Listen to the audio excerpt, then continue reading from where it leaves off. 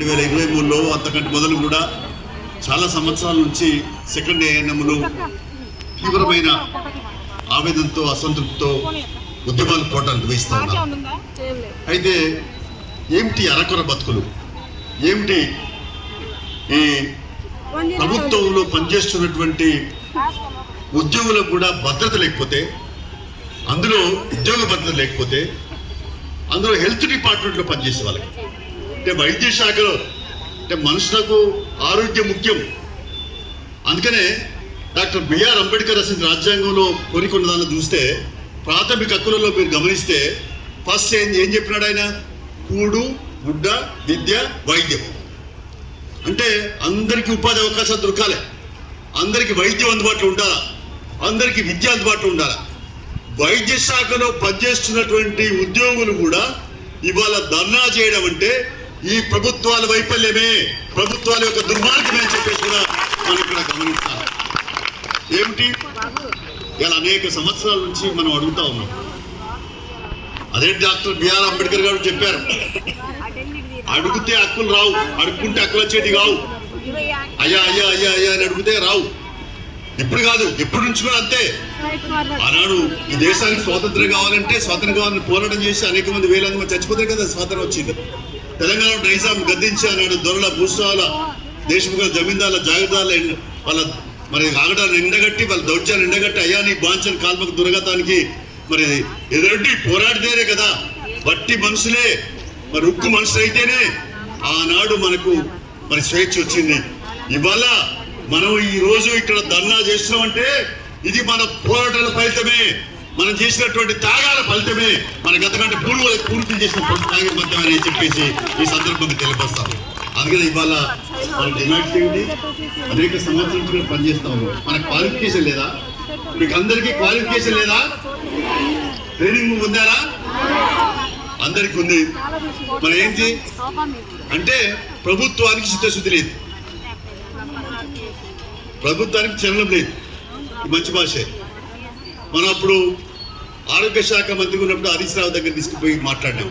ఇక్కడ డైరెక్టర్ అప్పుడు శ్రీనివాస్, జడల శ్రీనివాస్, ఆయన దగ్గర పోయి జడల శ్రీనివాస్ దగ్గర పోయాం, చాలా మంది దగ్గర పోయాం. అయితే ఏదో ఉపశమనం లాగా ఇప్పుడు 5,000 మంది పైబడి ఇక్కడ పనిచేస్తే సెకండ్ ఏఎన్ఎంలు 2,000 పోస్టులకు మీరు ఎగ్జామ్ రాస్తే మిగతా వాళ్ళు ఏమైపోవాలి? అందుకని మీరు సంవత్సరాల నుంచి పనిచేస్తూ ఉంటే క్రమబద్ధీకరణ చేయరు, రెగ్యులైజ్ చేయరు. క్రమబద్ధీకరణ అంటే రెగ్యులైజేషన్ ఇంగ్లీష్లో, అది చేయరు. తర్వాత ఏమైపోవాలి వీళ్ళు బతుకులు? అంటే ఎట్టి చాకరీ బతుకులేనా? గతంలో దొరలు చేయించుకున్నట్టే మీరు ఇప్పుడు ఆ పాలకులు చేయించుకుంటారా? అంటే రాజ్యాంగాన్ని తుంగలు దొక్కుతారా? ఈ అవుట్ సోర్సింగ్ ఏంది, కాంట్రాక్ట్ ఏంది, ఈ పదాలు ఎవడు పెట్టినాడు? ఇది ఎవడో మరి ఆనాడు మరి నూతన ఆర్థిక విధానాల పేరుతో వచ్చిన తర్వాత సరళీకరణ, ప్రైవేటీకరణ మోజులో ఆ రోజు కాంట్రాక్ట్ ఉద్యోగులు, అవుట్ సోర్సింగ్ ఉద్యోగులను పెట్టి ఇలా బతుకులు బజార్ పాలు చేస్తారా? అందుకని ఏదేమైనా మనం అడుగుతా ఉన్నాం. గత ప్రభుత్వంలో మనకు మరి కొంత పోరాటం చేసినందు వల్ల కొంత న్యాయం జరిగింది. 2,000 పోస్టులకైనా ఆనాడు ఎగ్జామ్ రాసినారు, పరీక్ష రాసినారు. మిగతా వాళ్ళ సంగతి ఏంది అడుగుతా ఉన్నాం. అందుకని ఈ రోజున ఆ గత ప్రభుత్వం సరిగ్గా పనిచేస్తలేదని చెప్పేసి అందరిలో కూడా ప్రజాస్వామ్యం పద్ధతులలో పనిచేస్తలేదు, ప్రజాస్వామ్యాన్ని కూని చేయబడింది. అందుకనే మీరందరూ కూడా మనం అందరూ కూడా కలిసి ఇవాళ రేవంత్ రెడ్డి ప్రభుత్వం, కాంగ్రెస్ ప్రభుత్వం అధికారులకు వచ్చిందంటే మన అనేది వచ్చింది, మన మద్దతు వల్ల వచ్చింది. అందుకనే మన రేవంత్ రెడ్డి గారు మేము ప్రజాపాలన అందిస్తామని చెప్తా ఉన్నారు. అలానే మీ మంత్రి దామోదర రాజనరసింహ గారితో కూడా కలిసి మాట్లాడొచ్చాం. మీ కార్యదర్శి, మీ ముఖ్య కార్యదర్శి, ప్రిన్సిపల్ సెక్రటరీ క్రిస్టినా గారు, ఆమె మంచి సుపరిచితారు నాకు, ఆమెతో కూడా మాట్లాడినాం. సమస్యలు చాలా ఉన్నాయి. పాటించేటి వర్గాలకు కూడా సంవత్సరాల తరబడి నుంచి జీతాలు లేవు, పెండింగ్లు ఉన్నాయి. అందుకని ఇవాళ ఉన్నటువంటి పరిస్థితుల్లో ఈ సెకండ్ ఏఎన్ఎంలకు సంబంధించి మీరు ఇంకా మిగిలిన వాళ్ళందరికీ కూడా పరీక్షలు రాయడానికి పోస్టుల సంఖ్య పెంచమని చెప్పేసి మనందరం కూడా గట్టిగా డిమాండ్ చేస్తున్నాం. అదే అమలు చేయాల్సిన బాధ్యత ఈ ప్రభుత్వం ఉందని అడుగుతా ఉన్నాం. అంతేకాదు మరి మనకు కావాల్సినటువంటి రెమ్యునరేషన్స్, రెగ్యులరేషన్ లేకుంటే అంగన్వాడీ వాళ్ళకి ఎట్లా చదివో ఇప్పుడే నరసింహ గారు చెప్పినట్టుగా మనం కూడా 2 లక్షలు 3 లక్షలు కాదు 10 లక్షల కంటే తక్కువ ఇస్తానికి వీళ్ళేది ఎక్స్కేసో, కాబట్టి 10 లక్షలు ఇవ్వాల్సిన దాని మీద మనం రానున్న కాలంలో వెళ్తాం. ఇవాళ మీరందరూ ఎంత ఐక్యమత్యంగా ఉంటే, ఎంత అక్క చెల్లెలలాగా కలిసి ఉంటే మీకు సంఘం అండగా ఉంటుంది. సెకండ్ ఏఎన్ఎంల సంఘం, ఈ సంఘం మనం సంఘం ఉంటేనే మీరంతా కూడా తల్లులే. అడగకుండా మీ పిల్లలకు పెట్టారు, వాళ్ళు ఏడుస్తూ ఉంటేనే మీరు పెడతారు. అందుకని ఇలా సమ్మె చేస్తున్నామంటే ఈ ప్రభుత్వానికి కనువిప్పు కలిగించడానికే, ఒక్కసారి మా బతుకులు చూడండి, మా బాధలు తీర్చండి అని చెప్పడానికే ఈ సమ్మె చేస్తున్నాం. అందుకనే ఈ సమ్మెలో మీరు అనేక జిల్లాల నుంచే అనేక వ్యయ ప్రశ్నలు కూర్చొచ్చారు. ఇప్పుడు ఇందాక బాలరాజు గారు, లేకుంటే నరసింహ గారు, లేకుంటే రామాంజనేయులు గారు అందరు చెప్పినట్టుగా మనం ఏదైతుందో ఇవాళ ఈ డిమాండ్స్, మనం చెప్తున్నటువంటి డిమాండ్స్ అన్ని కూడా న్యాయసమ్మతమైన డిమాండ్స్ కాబట్టి ఈ డిమాండ్ల సాధన కొరకు ఉద్యమిస్తాం, పోరాడతాం. అందుకనే మన హక్కులు సాధించుకుందాం. రేవంత్ రెడ్డి గారి ప్రభుత్వం వారు కూడా మరి సానుకూలంగా ఉంటారని ఆశావాదం వ్యక్తం చేస్తున్నాం. అయితే రేవంత్ రెడ్డి గారు కలిసినప్పుడు ఒక మాట చెప్తాడు, ఎర్ర జెండా కనపడితే పేదోళ్ళు కనపడతాడు. అయ్యా మరి ఎర్ర జెండా కనపడుతుంది, ఎర్ర జెండానే నాయకత్వం వహిస్తుంది, ఎర్ర జెండానే పోరాటం చేస్తుంది. కాబట్టి మా సెకండ్ ఏఎన్ఎంల కష్టాలు తీర్చండి, వాళ్ళ సమస్యలు పరిష్కారం చేయమని చెప్పేసి కూడా మనం ఈ సందర్భంగా డిమాండ్ చేస్తా ఉన్నాం. అందుకనే వారు స్పందించాలా, దీని మీద ఒక రివ్యూ పెట్టాలా. అందుకనే మనం ఒకసారి అడుగుదాం. ఖచ్చితంగా మరి మంత్రి గారి సమక్షంలో ఒకసారి ముఖ్య ప్రిన్సిపల్ సెక్రటరీ ఆధ్వర్యంలో కూడా ఒక సమీక్ష పెట్టి మన ఏఎన్ఎంలు మిగతా అన్ని సమస్యలపైన కూడా మాట్లాడి ఈ సమస్యల పరిష్కారానికి కూడా ఒక పరిష్కార మార్గం కావాలా. పరిష్కారం దొరకకుండా ఏదైనా మనం సమ్మె చేస్తే దానికి పరిష్కారం వస్తుంది, తప్పనిసరి వస్తుంది. కాబట్టి సమ్మె పరిష్కారం కొరకే మనం ప్రయత్నం చేద్దాం.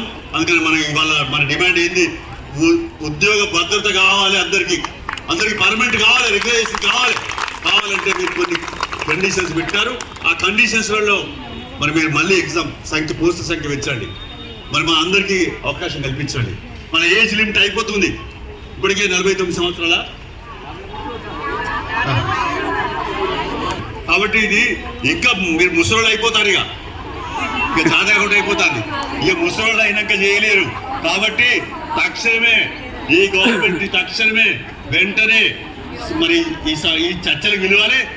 ఈ వేదిక ద్వారా నేను మరి ముఖ్యమంత్రి రేవంత్ రెడ్డి గారికి, అలాగే వైద్య ఆరోగ్య శాఖ మంత్రులు దామోదర రాజనరసింహ గారికి విజ్ఞప్తి చేస్తా ఉన్నాం.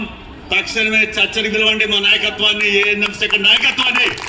ఆ సమస్యను తెలుసుకోండి, వాటిని పరిష్కారం చేయండి. అప్పుడే ఇది ప్రజాప్రభుత్వం అవుతుంది.